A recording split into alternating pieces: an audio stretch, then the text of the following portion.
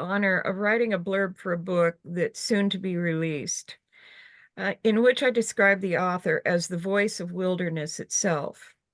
This author's work explores the anthropogenic relationship between disappearing landscapes and solastalgia, which is grief for the dying world. And how by seeking her own path through the wilderness, her creativity and her creative practices are influenced. Using earth, wind, water, and fire when working with plant and mineral pigments to express her own grief for the land, but also her grief over what multiple sclerosis is doing to her body. Caitlin uses this intersection of wilderness and creativity and demonstrates how a person can take control and connect place with person and material, and in doing so find courage, solace, and persistence despite seemingly insurmountable obstacles. With that, I want to give you the wildly creative Caitlin French. Thank you so much for that introduction. I'm crying already, and that won't be the first time, because I am a crier, especially with positive things in my life, which this is. And so I would like to begin with a land acknowledgement of where I am. And this is actually the land acknowledgement from my book, Gathering Color, that will be out in March. I live on the unceded and unsurrendered territories of the Musqueam, Squamish, and Tsleil-Waututh peoples. Unceded means that the land was never legally ceded or given up to the Crown through a treaty or any other agreement. I acknowledge the privilege that I have as an uninvited guest working on these stolen lands, and that working with land-based materials must be done with care and respect for the land. I must actively work to undo the harms of colonization and white supremacy, while working to center Indigenous voices. A continued commitment to reconciliation and land repatriation is necessary in our responsibility to work towards decolonization. And in writing that land acknowledgement for the book, it was really difficult for me. I had to be able to write in a good way, because if I was going to be teaching, and that I do teach about land-based materials, I need to know that anybody that's learning from me is going to be doing so and working forward in a good way with the land. And so there's this idea of ethics with pigments that is always at the forefront of my work. Because for me, I see the land as kin. I see it as sibling, and I see it as more than human. And I have a responsibility when working with it and collaborating with it, and teaching with it. So that first part, that land acknowledgement in the book, I hold that dear and at the front of my practice. Some notes around that is just the ideas and ethics surrounding pigments. Earth pigments, mineral pigments, are non-renewable. And living on unceded territories on Indigenous land, it means that, how am I going to work with them and still be working with a mind towards reconciliation and really just having good relationship. And so what I do is I'm constantly asking permission of the land, whether or not I can work with it, and whether that's working with the mineral-based pigments or plants or water with it. And so my friends and family and those who I go gathering with know that I speak out loud all of the time to all of these more than human beings that exist. And so when I'm asking permission, I'm doing it out loud, which sometimes means that I'm in a ditch muttering to the water. But I do believe that I can feel when the land doesn't, when it wants to and when it doesn't actually want to be worked with. And I listen to that. I might walk to the same spot 50 times in a row and ask permission of the land to work with a plant or with minerals. And it might be the 51st time that the land says, no, not today. And I have to listen to that, even though I've worked with it so many times in the past. When I work with mineral pigments, I only gather what I can hold in two hands, not two hands like this, because that could be like a really big heaping handful, but like two handfuls. And it means that when I'm working with pigments, I end up with like really, really small amounts. But it does mean that I have to take great care when I'm working with those pigments. Sometimes I do have friends that send me more than what I would hold in two hands, but those are gifts from folks around the world. But it's just my own ethics of care and gathering. Um, that's these ideas of reciprocity and these acts of care that I do when I am gathering. It means that I'm not just walking out and saying like, oh, can I have you to the rock and then taking it and then just walking away.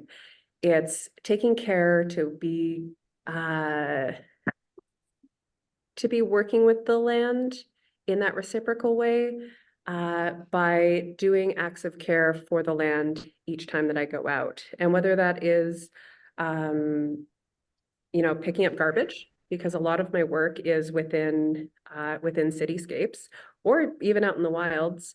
It means that I become aware of what plants might be invasive or be taking over areas because they were introduced species, and then, cutting them down so that the indigenous or the naturalized plants can grow up into the land. So it's tiny acts of care, and I'm not gathering every time that I go out, but I am doing these acts of care every time that I'm going out. I plant plants in my garden for the pollinators, so I'm trying to really make sure that I'm a part of the ecosystem and the natural world, and not just always constantly taking from it. And that's, if I do that, and every other person that I teach how to work with the land in the way that I do, if we all do that, here I am in Vancouver, BC, it means that if I've taught, a few hundred people within the land where I'm living, we're going to have overlapping stewardship. And it's going to mean that this is just going to continually spread out and spread out, where the land is cared for in a really good way.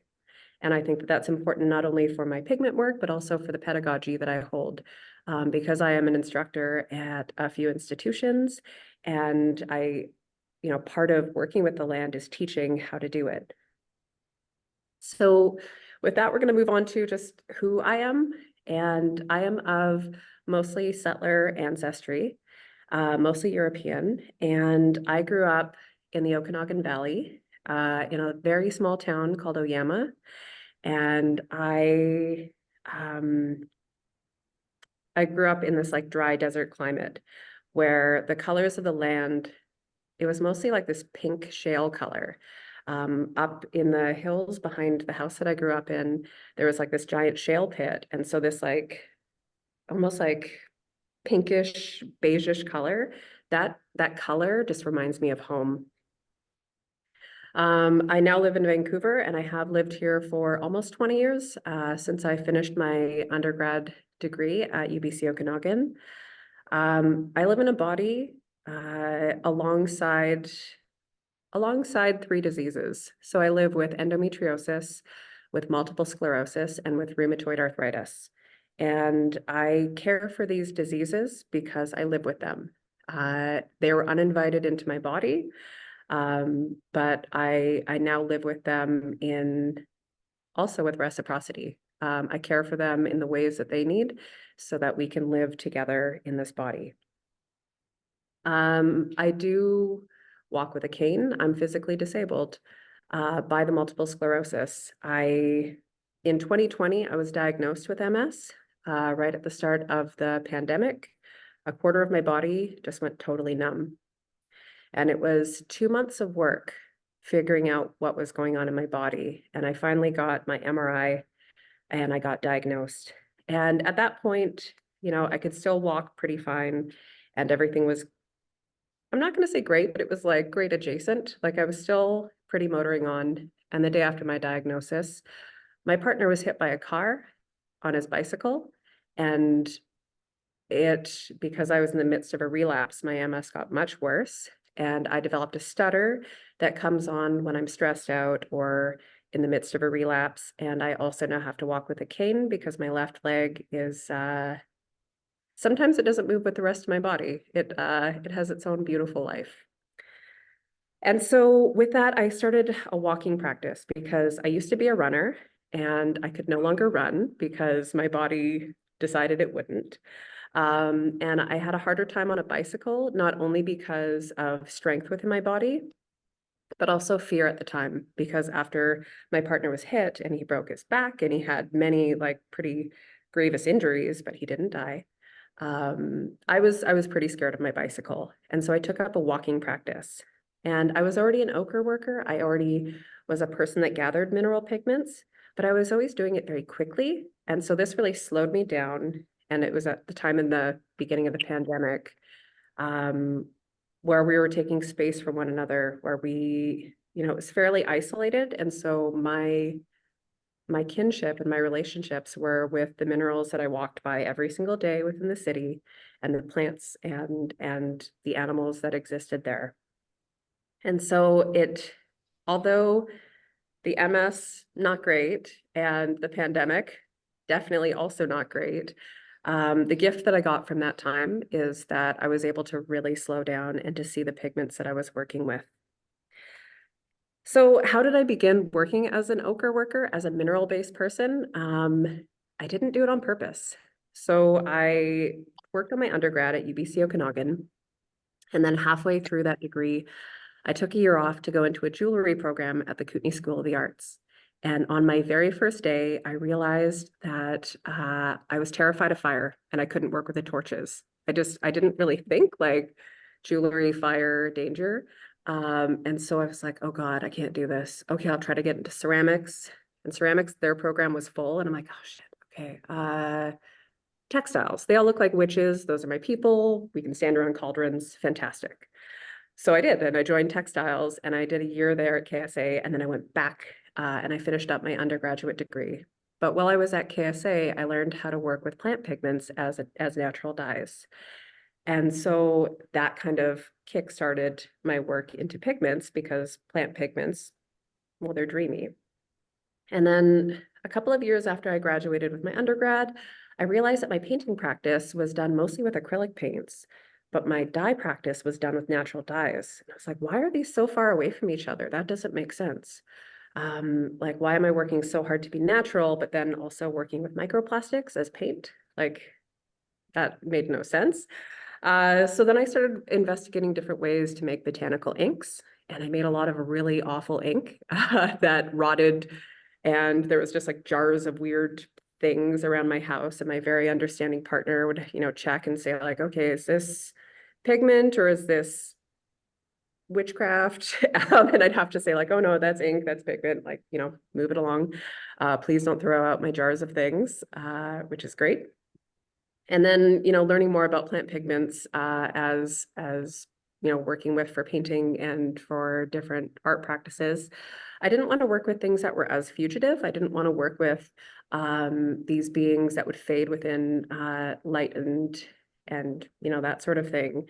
And so I thought, okay, I could make my own paint. Like it's how people did it up until a few hundred years ago, is that they would just use natural materials instead of some of the more synthetic colors that we have now, although there are a lot of paints that are made with natural pigments. And so I just figured out how to do it. And at that time, like there wasn't the same, like there weren't the same books that we had access to. Like Heidi Gustafson hadn't written her Book of Earth yet, which I do recommend everybody buys or gets from their library. And so I just started, researching like how to make paint on the internet. I was like, okay, rocks. Like I can get rocks.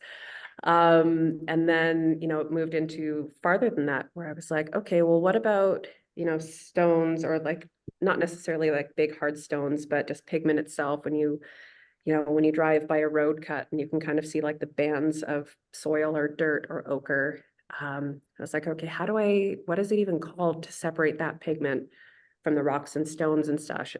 And so I learned about levigation. And as I was doing this, I was doing the things to care for myself, where I was, goggles and masks and gloves and what have you, and still having the same ethics of working with the land that I've carried since I was a young person, because that was instilled in me by my family.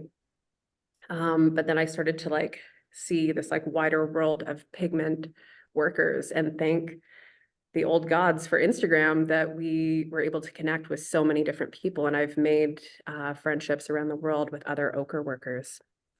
And so with this, when I started gathering pigments and I started working with ochres that I was, processing and working with and getting to know relationship with, I was like, okay, well, why am I doing this? Because I could just go to the art supply store, buy paint, and get the same color. But it's that I wanted to be storytelling with pigments to tell the story of the land and my relationship with it. And so um, I would, gather the pigments, I would make it into oil paint or watercolor paint or ceramic underglazes, and I would actually write the stories, my relationship with that land and how to work with it in these various mediums. Um, and in that, I was working with my own body and learning just kind of like how myself and those pigments work together. Um, and so with that, I came into a graduate program at Emily Carr University, and I thought when I got here that I was going to say like, okay, I'm going to be in the Pacific Northwest. I'm going to tell the story of the land using the pigments. And that was, sweet. But typically when you get into a graduate program, things will kind of shift and change as you hone your research in. And I realized that I wasn't going to be removed from the land, that I was going to tell my story about the land and my disabled body. And, had you told me 3.5 or 4 years ago that this is what I was going to be doing in a graduate program, I would have said probably not, because I wasn't very open with my disabilities and with my diseases. But as I've been working through this, I've developed a kinship with that land, but also with the diseases that I live with. And so the work that I'm doing here is, as Melanie said, with that idea of solastalgia, which is a term first coined in 2007 by Glenn Albrecht, who is a researcher and an academic writer.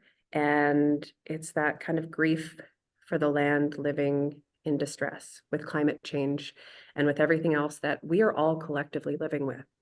And for me to be able to tell that story, but alongside the land, with that, but also my disabled body, I was able to come up with something that I felt like was my gift, something that I could teach, and something that I could share with the world. And so how do I say this? Like I move slowly with my body, I move slowly with my pain, but I also move slowly with pigments. And I believe that that's how minerals want to be worked with. They're not like, fast and free, and they're not something that is like easy to work with. It's something that we have to build up a relationship with. And so, at first I was doing a lot of paintings here at the school, and then I started working more into my sculptural practice. And as of late, I've been working with these mineral pigments where I'll gather them. I will mix them into water and binder, so either gum arabic or cherry tree sap, which you can substitute for gum arabic medium. And then I freeze them in place into these little half dome ice cube trays, and then I melt them on top of textile works that I make. And so it's kind of this recession or loss of the ice is also signifying the loss of the parts of my body, which it sounds very sad when I say it out loud, but it's actually very joyful for me to be able to do that. I understand that talking about grief and loss, I think for a lot of people is very hard. But this is like a joyful connection for me. And so this is all to say that I work mostly with pigments in the Pacific Northwest, where I know a lot of us are. Some of us are in other places of the world.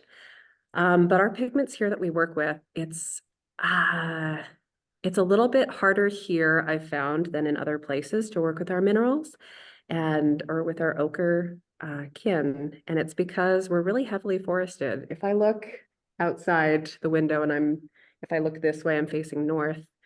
The entire mountain that's over there is just covered in trees. And so when things are heavily forested like that, it's really hard to access the ochre unless I went out there with a shovel and just started digging up the land. But that's not how I gather.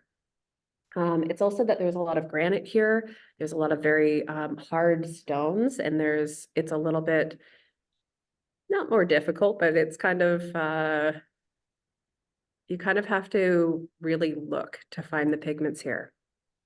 So where do I gather from? I gather not just from like, open, beautiful, untouched wilderness. I gather from road cuts. I gather from human disturbed sites. I go into construction sites often. Usually I have help with me. I do have friends that I go out gathering with, and my partner does help me. But it's going into these human disturbed sites where I know that in the next, coming rains, because in the Pacific Northwest, it rains a lot. All of these stones and these ochre and all of this is eventually going to wash away from these sites. So I feel like gathering from those sites, I feel more okay about that. And so when I'm hiking or when You go outside? when I'm traipsing out in the world, I'm also always looking at the bottom of my boots to see if there's any mud or ochre or what have you on them. Two of my very favorite colors, this beautiful yellow and this deep dark red, were both ochre encased with mud and stones and silt that were on the bottoms of my boots after hiking. And so this is something that most people just kind of like scrape on the side of their vehicle or truck, or, try to like stomp out into a puddle and then walk away. But I can see the magic there, and I could see that, this is great. So I would take these, I'd bundle them up into cloth, because I'm constantly carrying little bits of woven cloth with me. And then I'd bring that and then I'd process that so that I would have usable pigment. I'm going to show you some of my other favorite pigments because I brought them here. I have gathered from sites where forest fires have affected the land, and that's not only gathering carbonized pigment. So this is actually from a forest fire just outside of Merritt 2 years ago, Merritt, BC. And this is just carbonized wood that I gathered and I processed into usable pigment. I have a deep red ochre from the site of the McDougall Creek fire in Kelowna. That was the fire that happened in August that devastated West Kelowna, and it actually jumped the lake. That's one of the pigments that I'm doing a lot of my thesis work with, because I was actually on site in Kelowna photographing for field research during the summer for my thesis work. And while I was there, I know this doesn't have too much to do with pigments, but it'll get there. I saw a big plume of smoke kind of coming over the mountain. And I was like, oh God, that doesn't, like, that's probably going to come over the hill pretty quick. So my partner and I drove down to the lake, and we could see this big smoke plume slowly getting smaller and smaller, but going really far behind us. I'm like, oh God, it's about to come over the mountain. And it did. And we watched it at about 5 p.m. that night. And then we went back to my mom's house and had dinner because, we have to respect Betty and time. Shout out to my mother. And then we went back and I said, Mom, I have to go back. Like, I have to go and shoot this fire. And she, what? It's too dangerous. You can't. I'm like, this is literally why I'm here, Mom. Like, I love you, but, climate change is, and my body is what I'm studying. I have to go. And she was like, okay, be safe. And she was like, well, whatever. It's on the other side of the lake. You'll be fine. And as I was driving, as my partner was driving into Kelowna with me, we hadn't gotten to the city yet, but we were about to turn the corner into Kelowna from Lake Country, which is where my mom lives. And there was an ambulance and it had stopped all of the traffic at this major intersection. And we saw 10 forest fire trucks just ripping up the hill. And I just looked at my partner and went, oh my God, the fire jumped the lake. And he went, it couldn't have. It's 2K, like it's 2 kilometers. It's almost a mile wide. I'm like, it jumped. And then we drove around the corner and we just saw a wall of flame. It's like, oh shit. Okay. Okay, this is why I'm here. And so I spent the night shooting film photographs of this fire affected area, like as it was just burning, as there was 50 and 60-kilometer-an-hour winds. And stress in my body with MS manifests in different ways. I get the shakes, I get, my voice starts to not only tremble, but it actually, I get like a stutter. It's called bronchosphagia. And for whatever reason, my body did not betray me that night. And I was shooting and in these winds, like I couldn't have my camera high up on my tripod. So I actually had to have it really low to the ground and I had my body around it and I had my cane behind me, kind of like holding me in place. And my partner stood with his body around mine, holding me so that I could have my shutter on my camera open for 8 seconds at a time so I could capture the light. It was intense. So then I went home and back to university and I started weaving these photographs on a jacquard loom, which is like a loom where you can weave photographs. And I've woven these photos of this climate disaster, of watching the land that I love burn. And I went back in January to go and see the destruction and like where the fire had affected the land. And I gathered this pigment and this beautiful red, rich ochre, this iron-rich pigment. I'm going to be mixing that in with cherry tree sap and with water. And I'm going to be melting it in a constellation of sites. So it's 13 points on the weaving that if you mirrored it with my body would be the 13 sites on my body that have been affected by disease, things that have been taken away from me that I will never live with again. And it's my way that I can tell the story of my grief for the land, but also how I can work with pigments in that. It's heavy. I promise that whenever I do an elevator pitch of my thesis work, usually people's faces look very sad and worried. I'm like, no, it's okay. I promise we're good. It's good. And I'm like, oh God, I need to think of a better elevator pitch that doesn't make my mom so sad. But here we are, and it's where we live. Some other things that I can gather in the Pacific Northwest. I was given this orange ochre. This is from the Okanagan Valley. This is from where I feel most at home. And this was gifted to me from my supervisor, from my undergrad, Byron Johnston. And that's ochre that feels very familial because it was some that he worked with in his practice 40 years ago, and he saved a chunk, and then it came to me, which feels pretty magical. There are some sites in the Pacific Northwest where we can find coal, and coal is a really interesting pigment to work with. It's one that, again, just like with any of these mineral pigments, that you have to take great care not to inhale it and not to harm your body with it.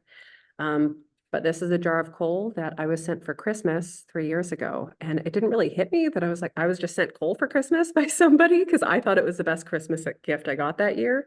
But this, this is another gifted pigment that just feels good. There are sites that I gather from that aren't necessarily affected by climate change, but they're affected by just human destructive tendencies. And back in December, I guess December 2nd, 2022, I was invited out by some friends to go out to a place local to me here called Stave Lake. And they were like, oh, it's going to be really fun. There's going to be all these trucks and there's mud bogging. And I'm like, that doesn't actually sound like anything I want to go to, but yeah, I'll go for a car ride. It'll be fine because I love going for a car ride. And it was a day of just like watching people just tear up the land with vehicles. It was like, this feels awful. Like just watching human caused destruction and like cars smashing into each other and, gasoline and bits of cars just kind of flinging all over. And so I was like, you guys, I got to get out of here.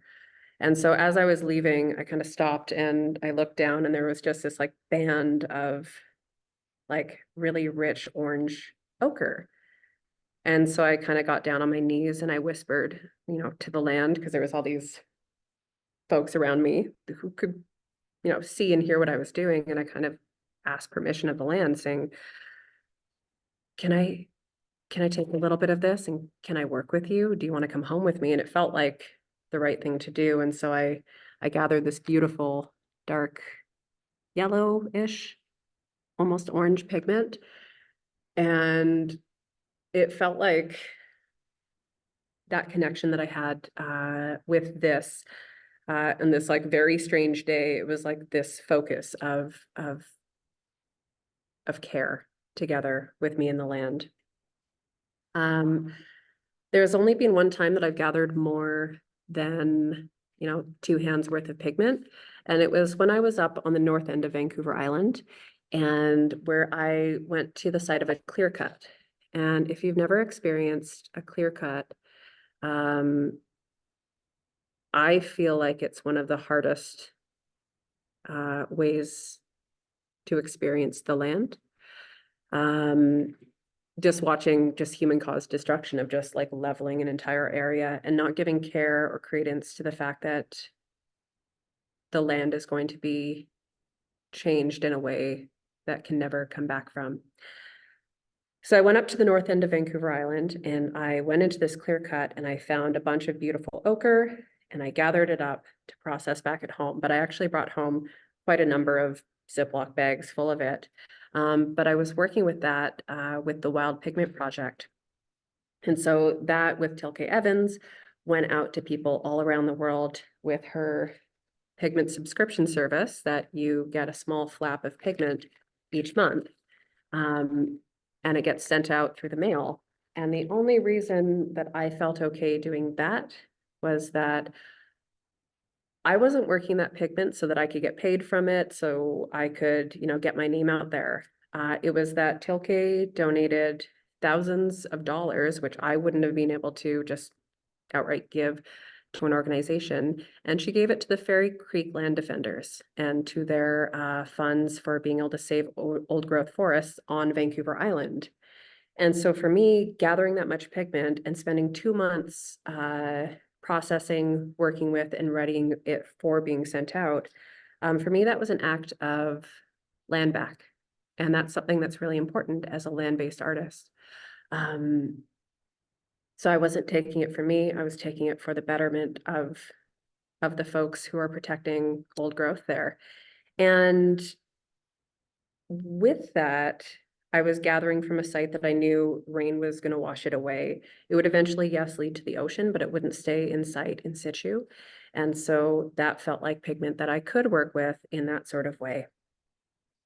Closer to home, in building sites, I typically, when I'm going out to go and look and possibly gather pigments, I go with people.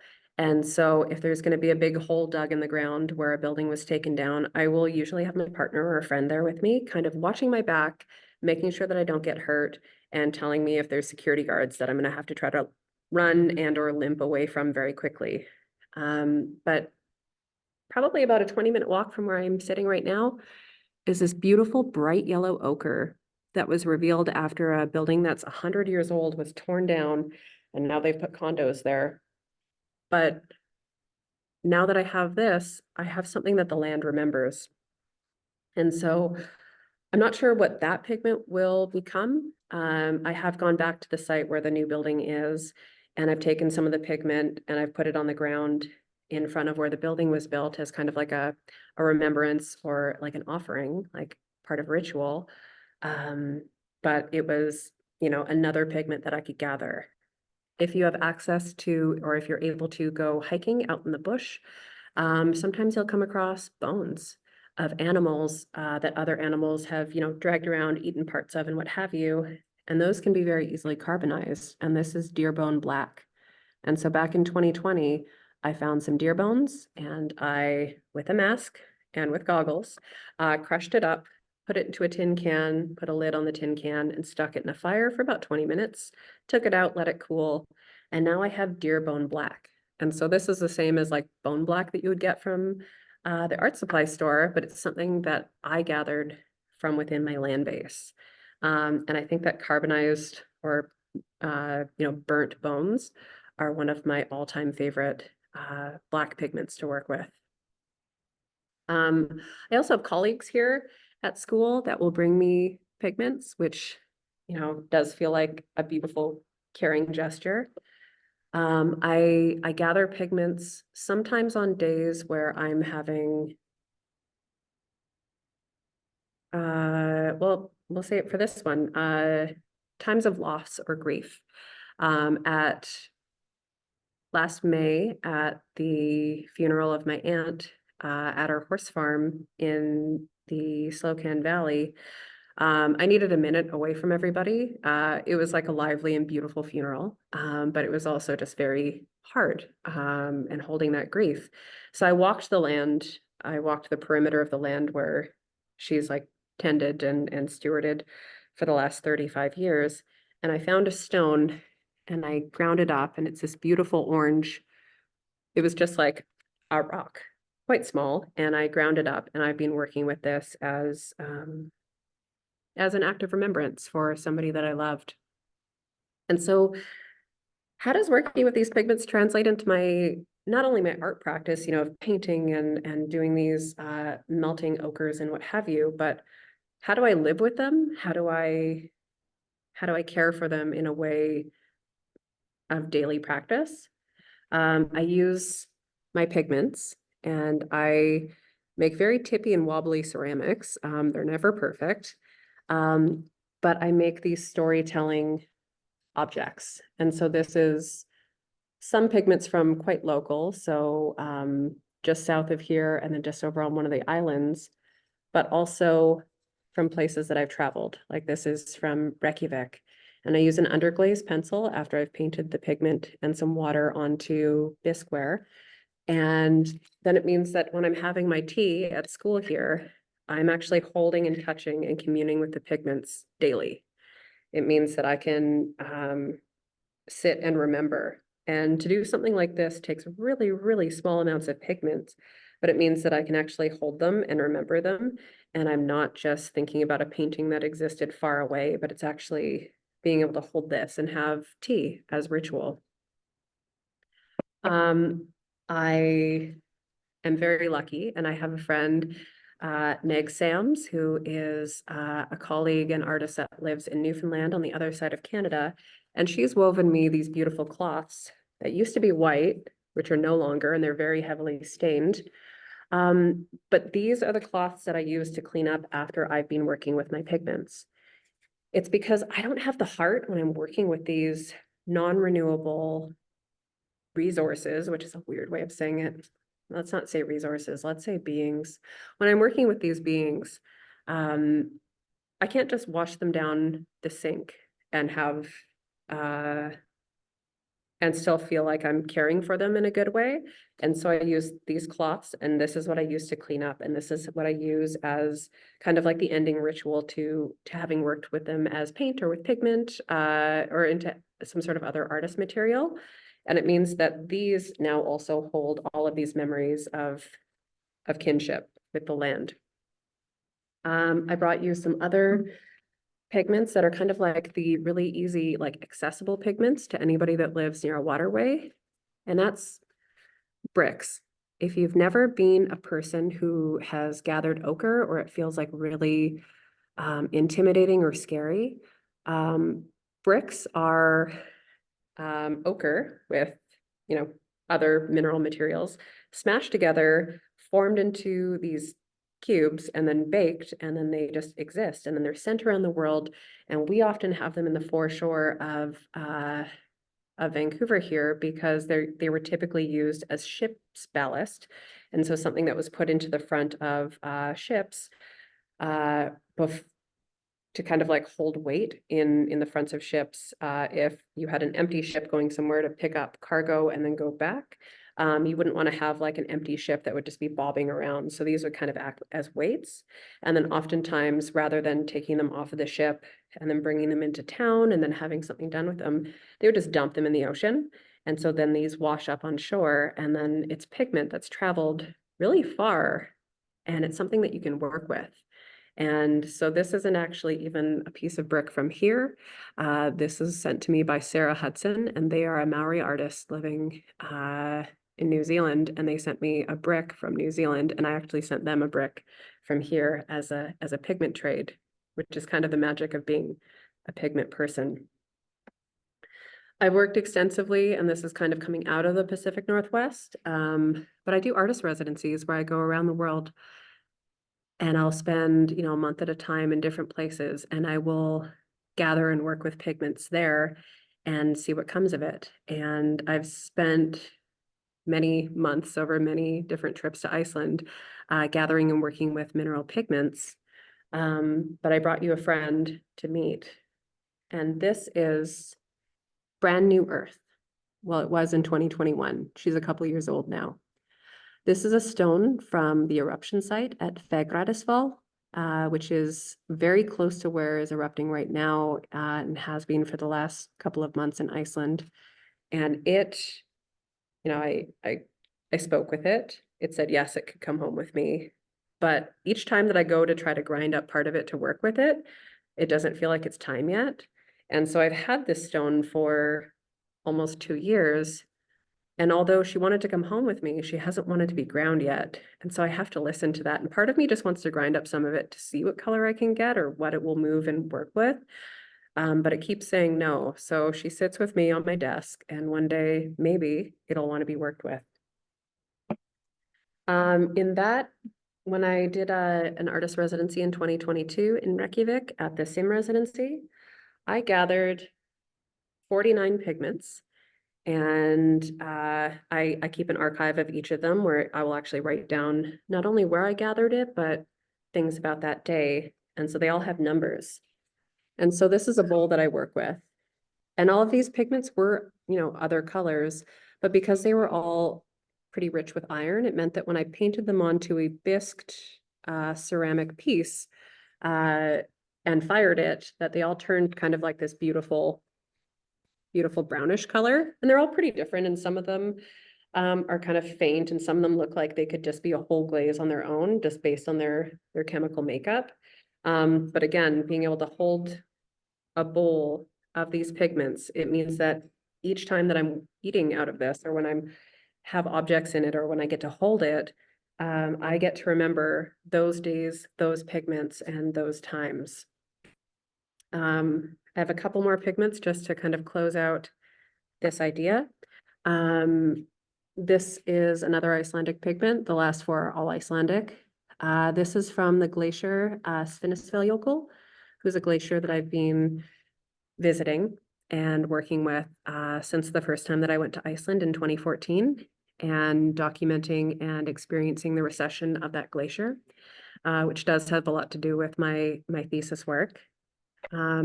This is pigment from Eldfell, which is this 1973 eruption site that happened on the Westman Islands. This is my favorite green that I've ever worked with, and she was a stone that was kind of shaped like an ear. And this one, when painted onto ceramics before the glaze fire, it actually turns into a complete glaze on its own, which is really dreamy. And then I think the final one is an ochre band. And so there is a museum downtown Reykjavik that in front of it, the land had been opened. And so they were doing some construction work, I believe on some like sewer pipes or something. And so it was like this big open pit in front of a museum downtown. And I was walking with one of the other residents from the artist residency that I was attending. And I said, oh, look at that. There's like that big band of ochre kind of like across this open pit in the middle of downtown. It was fenced off.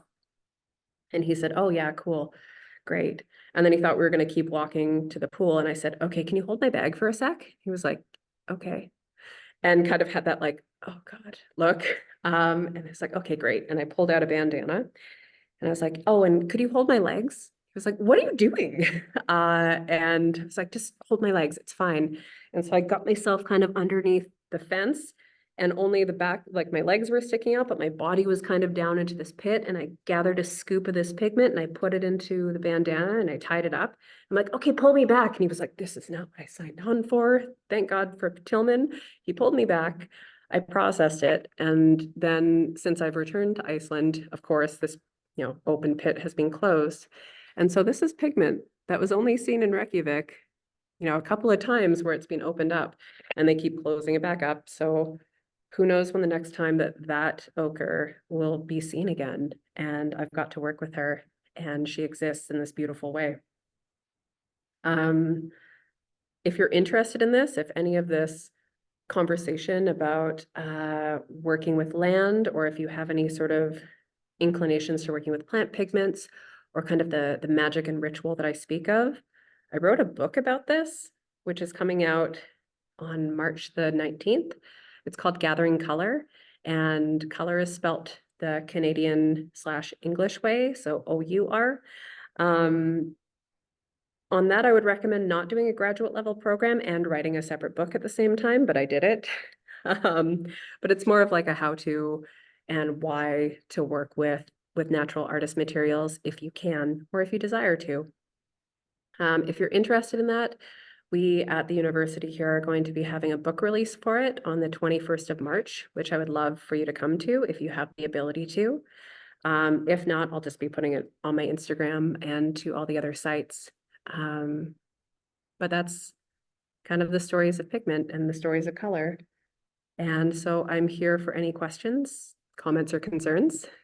And thank you so much for letting me speak to you about my dearest friends. Wow. Thank you, Caitlin. That was an amazing journey. Um, you guys can ask questions by raising your hands or putting them in the chat. Let me switch my view so I can see if hands go up. And when you ask your question, if you would turn your camera on, so we could see your face and get to know you a little bit, that would be great. It's kind of weird when somebody has their camera off and they ask a question or make a comment and there's no face. It's kind of very disembodied and weird.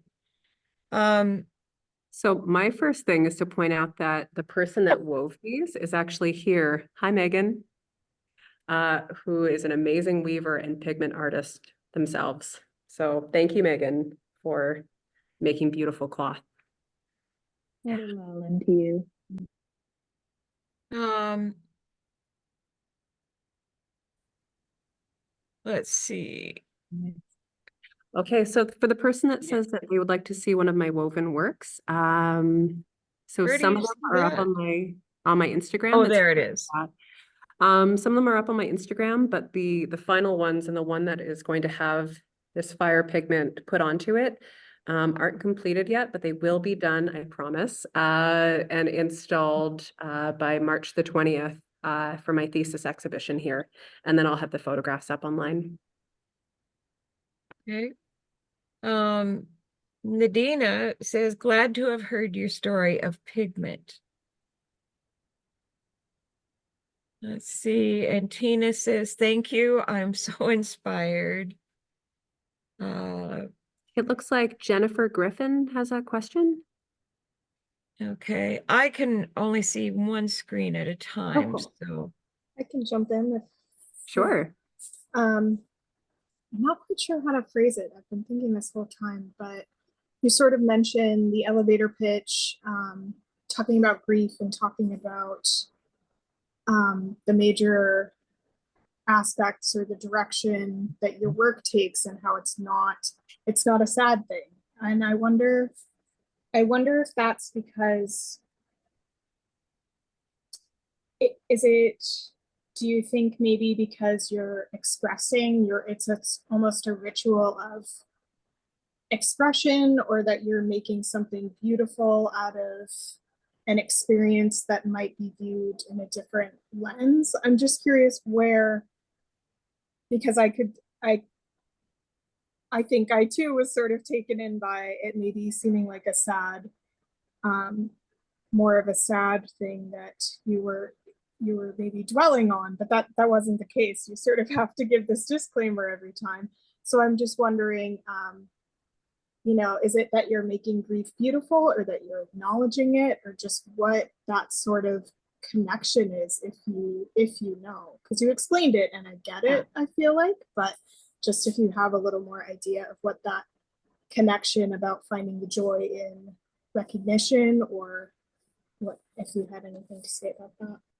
I think it's that I've been living with MS and with rheumatoid arthritis both for over 15 years, and it's only gotten diagnosed, the rheumatoid, a year ago. and the MS 4 years ago. And I've lived with endo since I first got a period. So when I was like 13. And so for me, it's not sad because they're not, well, first the beasts have names now. And so I can learn to live with them, which is really important. But these are not guests that have just shown up in my body. I've lived with them for so long that I'm like, I'm not expressing sadness. I'm just showing who they are. And sometimes they're beasts like that are bad roommates that I'm like, can you not? Like, I'm busy. I'm trying to do things. But it's as much as I'm telling story of land, I'm also just telling the story of myself. And I don't think that I could live in grief or sadness for the body that I have, because although I have these things that cause me pain and, some other things in my life, there are also things that, like, I love my body, and these are just parts that I live with. I think in the same way that, like, my mother loves me, even though I was an asshole teenager, and she, there's capacity for love uh, and confusion and for grief all within the same thing. And so these uninvited beings that live in me are still to be held up with reverence. Yeah. Thank you. And thank you for the amazing talk. I should have led with that. Thank you. I And now really I'm like that completed. and how you described how you take care of these parts of you. It's almost removing the moral judgment from things and just showing, like you said, storytelling. It's beautiful. Thank you. Thank you. Yeah, like, they didn't show up in my body for, any reason. It wasn't because I was a very bad person and then, the universe was like, and now you have this. It's just like, they're things that I live with. And I take ritual in the ways that I care for them. Like, every Friday, last night was the night, I have to give myself an injection. I take like low dose chemotherapy for my rheumatoid arthritis. And so I've turned it into a ritual of care. So every Friday night I go home, I light a candle, I drink some water, I give myself my injection, and I speak to my body when I'm doing it. And so it's like an act of care. Yeah. Well, I think you rock. Thank you. There is a question from Sonia. Yeah, Sonia. It Sonia. rhymes with lasagna. I'm here. I call like to Kamloops home, like so-called Kamloops and Magulu, and we have like so many colors. I'm like, I'm so inspired. But my question, I have so many questions. I play with clay too, so like I have a little sidetrack notion to talk about clay. But my question that I've been holding, is mostly about, like, you're speaking to like inviting in this practice in a good way. And I really appreciate that. And also I'm curious about your relationship with any mentors in terms of like traditional like ancestral practices that have occurred in like the Pacific Northwest, or who you have like leaned into to help with this journey of relationship with, like, in particular, pigment and ochre, because I can imagine there's like a lot of curiosity and self-exploration, but I, like, for myself as a crafter, I really like lean into mentorship or to like stories from previous generations and like, previous like land stewards. Yeah. So I read everything I possibly can. I spitefully read over 100 books a year, and I only say spitefully because my partner also reads a lot, so I always want to beat him, which shows kind of where I'm at for that. It's not a competition. But sometimes it is. And so, there was, reading Anne Wall Thomas's book about pigment work, although that one, if you try to find it on the internet, now costs $1,000 to buy, which is wild. But it was published in the 80s. And so I learned from that. It was going to, reading articles and reading publications that are, 60, 70, 80 years old about the Indigenous folks from this land and how they worked with things. Part of that learning is there is a site that is 3.5 hours kind of northeast of here, mostly east, and learning about that site that is a sacred and traditional site of ochre. And I've gone there. I've never gathered from there. And learning about traditional and important sites and knowing that's not for me. I went to go and bear witness to this beautiful site. It's not hard to figure out where it is if you want to do some Googling on your own. But, you know, teaching and learning about that, which is where are the sites that Indigenous folks from this land gather and have gathered from, and seeing it, but not gathering from there because that's not for me as an uninvited guest. Reading articles, I luckily, because I'm within an academic context at school here, I can get behind paywalls of different research sites. So like researchgate.net, where you can read lots of articles about like historical ochre sites and practices, not only from here, but around the world.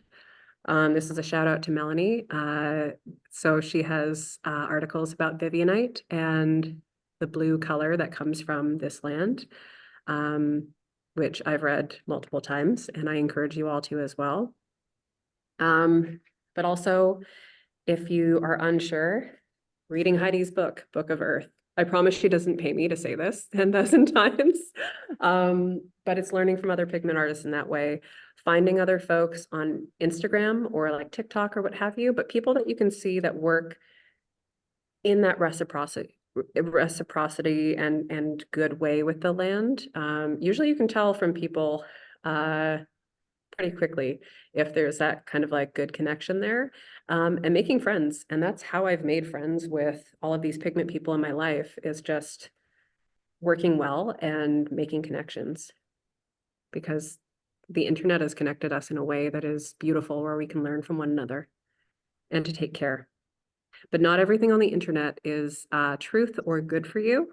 And I say that as a person who has witnessed many pigment artists grinding and working with pretty toxic materials like malachite. And you can see them just like grinding away without a mask on. And like in my, you know, at home looking up on my phone being like, oh my God, that is so toxic. Like, what is this person doing? And how do you, yeah. So taking care of who and how you learn, but yeah, I don't know. That's kind of a long-winded answer. No, thank you. No, yeah, no, thank you. I just like, yeah, I'm just curious about people's like headspace they enter into when they're doing research and like exploring the curiosity. So yeah, thank you.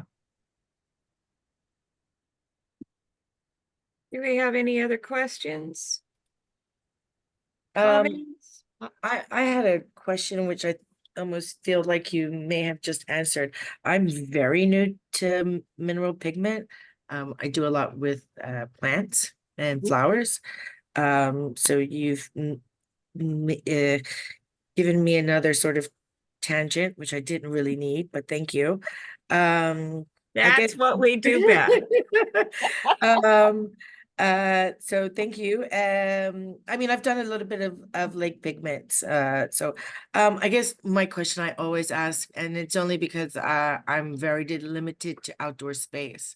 So like how much of this is always like, can I do it inside? And of course I have to know and do my homework. I can't just pick up anything and just, like you said, start grinding it at home without a mask and gloves. But I'm just wondering like how much of this I could do inside. You can do it inside for sure. Yeah. But the taking care, so say you got a little piece of brick Yeah. and you put it mortar and pestle, you'd be wearing an N95 mask, which we are all Yeah. now. Totally Goggles. there with you. Goggles. Gotcha. Or glasses because you're wearing Okay. them. And gloves. I do wear gloves when I'm working with the pigments if I don't know where they're from. And when I put the stone into my mortar and before I hit it with my pestle, I spray it down with water from the water spray bottle. And that means that as I hit it with the pestle, the pigment isn't going to become airborne and just kind of get out into the air and cause like a dust that's going to be a film that lands on everything. And I really spray it with water as I'm grinding it, and it kind of makes it into like a mucky slurry. And then I can levigate it, or then I can run it through a screen and then sift it, and then it will be like, take the most care that you can. I'm trying to live to be like 200 years old, and so I'm just trying to be. Okay. But you wouldn't do that with a stone that you know is toxic, right? You probably would. You still grind it inside and all that, like best do that one outside, correct? Right. So when I gather pigments, I typically won't gather anything that's far beyond maybe 8 to 10 feet down in the ground. It's Gotcha. because pigments that are really, really, really far down, those are like the danger boys, which is Mm. what we call them now. Things that are higher up will possibly have less toxicity. But I say that with a caveat because where I'm sitting, where Emily Carr University is situated, this used to be marshland and then it was filled in by settlers. And so the land that was filled in, you know, where I'm sitting, who knows where that came from? Who knows the toxicity of it? And there are artists that worked with land that got dug out from behind where the university is, where they're now building a train line. But that, if I was to work with that, I would be working with gloves, with mask, with Yeah. goggles side. Okay. All right. Thank It's you. I it's appreciate best it. it's best to take safety precautions with all of your pigments, Agreed. even if you are the person who gathered it and you are familiar with that place, you don't know what has affected that land throughout human history. So if you just, go ahead with the idea that everything requires safety procedures, you should be okay. That's Just treat them all the same, and then you don't have to worry about whether something is bad for you or not. exactly like it's the same as my partner is a tattoo artist, fairly obviously.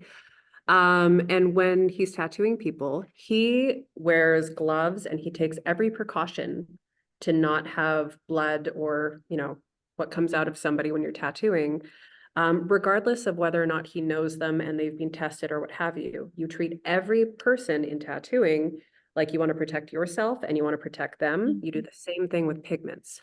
Always gloves, mask, goggles, because we have to be protected. And it's another way of working well with pigments. One of the things that I've discovered over the years too, and when you held your arm up like you got a mortar in the crook of your arm, I have always held my mortars in my lap, and I actually just had a fellow make me 2 mortars that sit in my lap, just like they were made for it. But if you sit on the ground, like sit cross-legged if you can, and put your mortar in your lap, you can feel the process occurring while you're grinding. It's coming up through your body. It opens chakras. It connects you with the land, with that place where you're sitting, the dirt beneath you and the rocks and everything else, the history. And it is just another element of connecting and bonding and building that relationship, not just with your materials, but with your place and body too. So think, you know, think beyond, oh, I've got this worktop and I'm gonna, set everything up here and do it in nice, neat order. No, get into it. This is like when you're 5 years old and you're making mud pies and you're covered head to toe. You got to get into it to really feel it. That's it, is that, you know, saying the mud pies. As my earliest memories are of building Yep. nests out of sticks and fresh cut grass from the orchard that I grew up on and making things and connecting with the land and playing with mud. And now this is my job. Yeah. Somehow, like I'm the luckiest person in the world that I get to work with and teach and be with the land. Yeah. And there's something about working with pigments that reconnects us to the child that we once were. There's this feeling of joy and fulfillment, even if you don't turn it into paint and use it to create something, there's just that simple joy of playing with earth. And I think that that's something innate to all of us. And being able to reconnect with, well, I never quite separated from the child in me, Same. but it's a good thing to do. You can de-stress, you can clear your head, you can clear your spirit. It's just there's something very cleansing and pure about working with these materials. It's very heartfelt. Yeah. Any other questions or comments? Let's see. I don't see any hands. If you've got something, just holler out. Otherwise, I added the two URLs, the two links, one for Elizabeth's talk on binders and another one for our survey. Definitely register for Elizabeth's talk. The woman knows her stuff. I mean, she is amazing. She is almost encyclopedic, which just impresses the crap out of me. And other than that, I want to thank Caitlin for this wonderful talk today and all of you for coming along and spending time with us. So for the folks, those are the two links are up at the top if you scroll to the top of the chat. And somebody asked where and how can you get your book? If you go to your local bookstore and you just say, can I order Gathering Color by Caitlin French? If you're within the North American Turtle Island landbase, they can order it through that because University of Toronto Press is going to be distributing it, which is wild. Can you pre-order it through Amazon too? Yeah. Okay. Anything else? It says for those of them that came late, the links aren't at the top. So what I'm going to do is I'm just going to control copy and I'm going to paste them here. Okay, thank you. One. Oh, sorry, y'all, just 1 second.